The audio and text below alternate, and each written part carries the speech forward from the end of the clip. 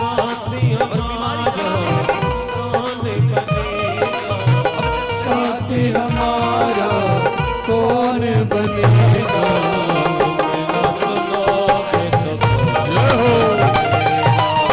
तुम न सुनोगे तो कौन सुनेगा। साथी हमारा कौन बनेगा, साथी हमारा कौन बनेगा।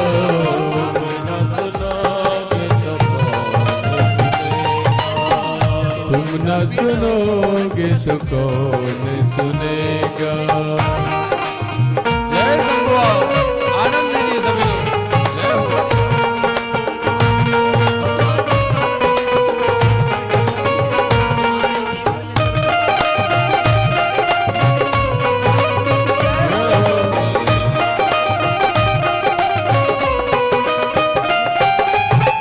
आ गए दर पे तेरे सुनाई हो जाए, जिंदगी से दुखों की विदाई हो जाए।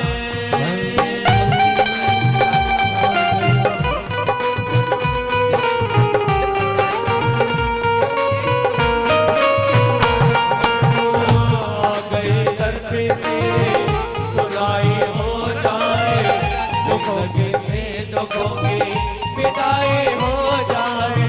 अंदर की माफी डालो मानो का एहसान, मानो का एहसान।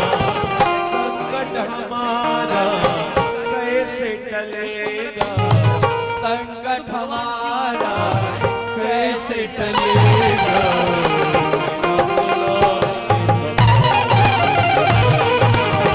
तुम न सुनोगे तो कौन सुनेगा। साथी हमारा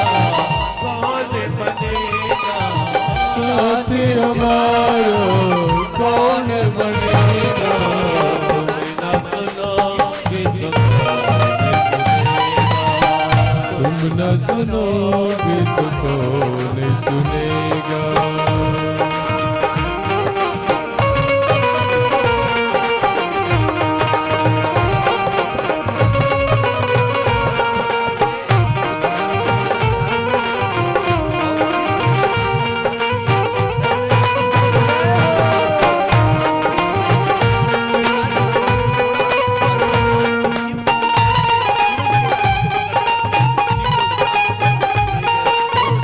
जय शंभू, सभी लोग आनंद लीजिए। जय हो।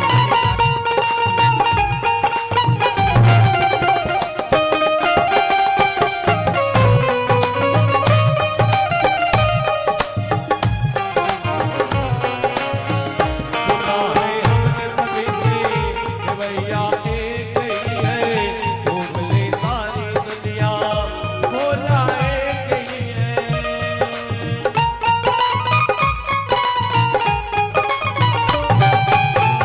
सुना है हमने सभी से भैया एक ही है, घूम ले सारी दुनिया भोला एक ही है। अपनी मान लगाओ मानो का एहसान, भाई मानो का एहसान।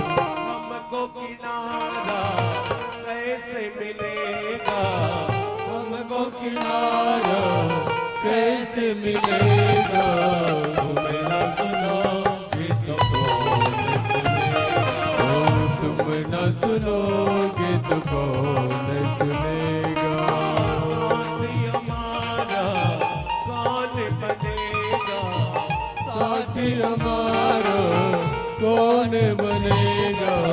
तुम्हें न सुनोगे तो कौन सुनेगा।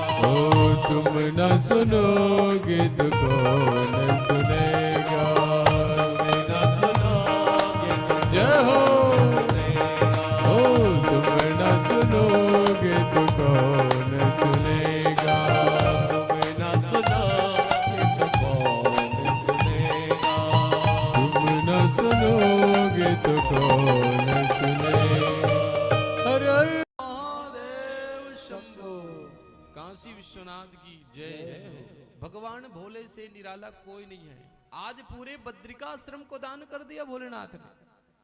भगवान विष्णु और लक्ष्मी को जो है बद्रिकाश्रम को दान कर दिया। मतलब भगवान ऐसे दयालु है, जो अगर कोई भी कामना लेकर मांगोगे, भगवान शिव जो है अपने भक्तों को पूरी इच्छा करते हैं।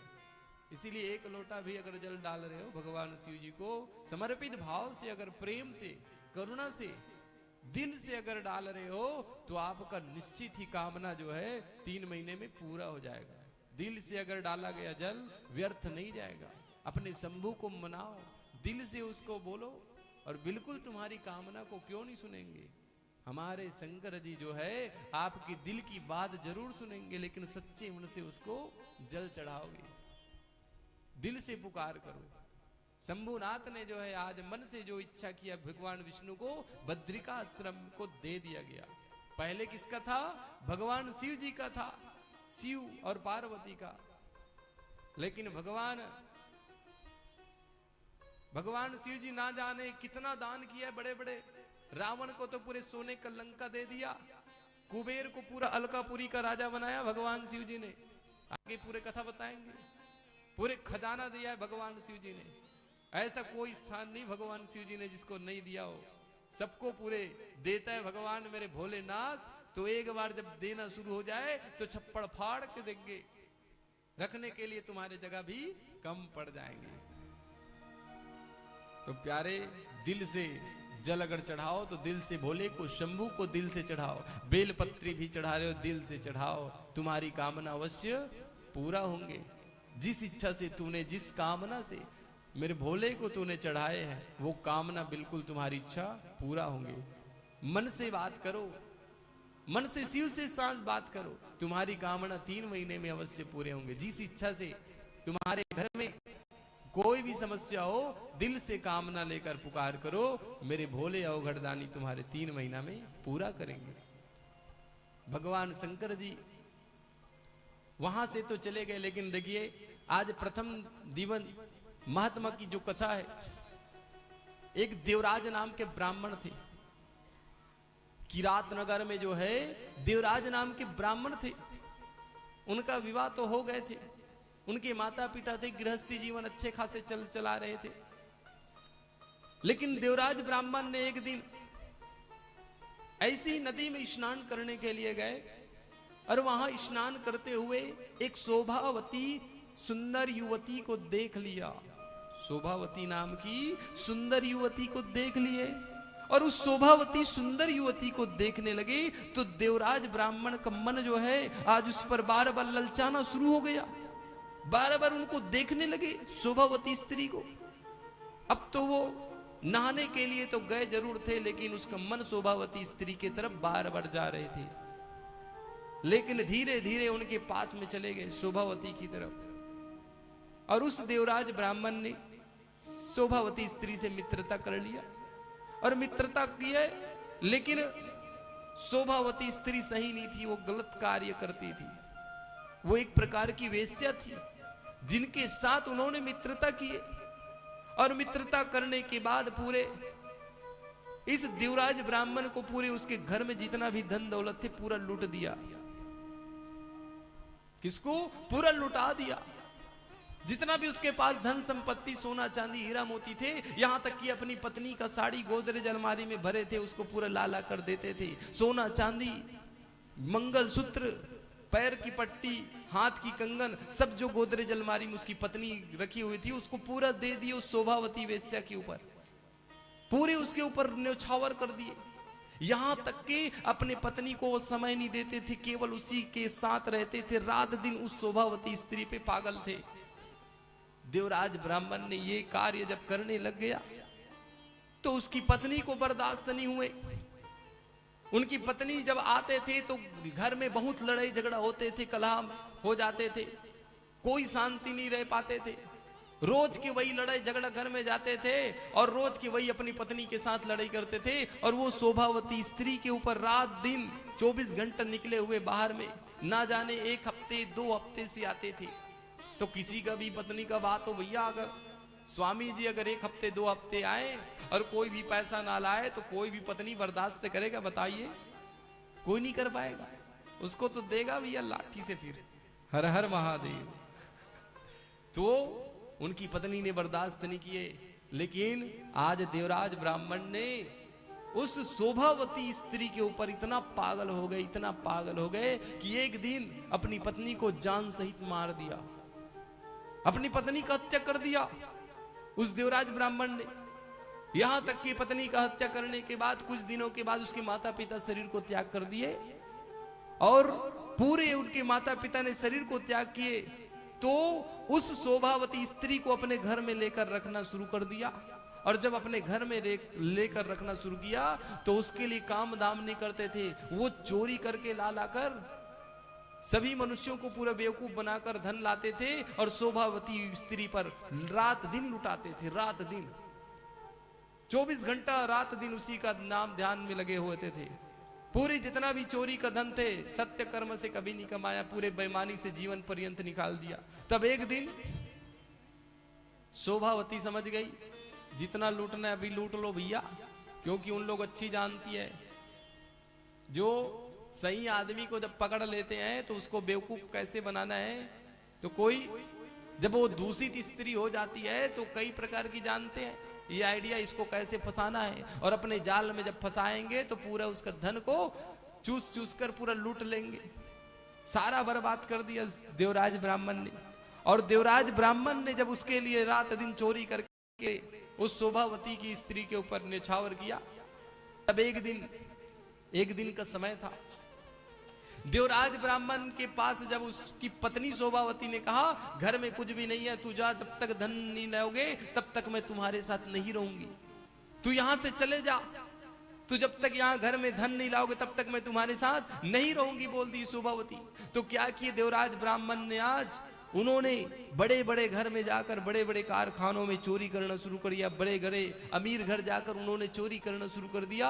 और चोरी करके एक दिन माल खजाना को ले जा रहे थे, चलते चलते रास्ते में जा रहे थे, चोरी किए थे धन, और चलते चलते जब उसके बीच रास्ते में थकान महसूस हुआ, थकान जब महसूस हुआ तो उसी समय एक शिवालय का मंदिर मिला, और शिवालय के मंदिर मिला तो उस अपने शरीर को आराम करने के लिए शिवालय के मंदिर में रुक गए और विश्राम करना शुरू कर दिया। लेकिन पूरे चोरी का धन रखे हुए थे।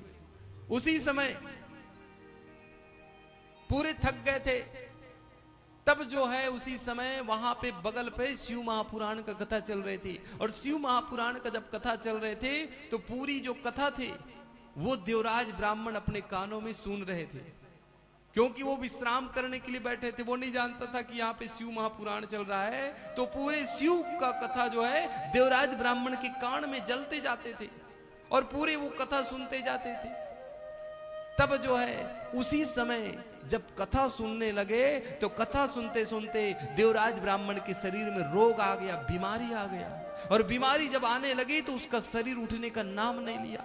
अब जब शरीर उठने का नाम लिया भैया तो वो नहीं जा पाए अब दूसरे जगह, वो वहीं स्थायी रूप से मंदिर के प्रांगण में बैठे रह गए और पूरी कथा जो है देवराज सुनना शुरू कर दिया।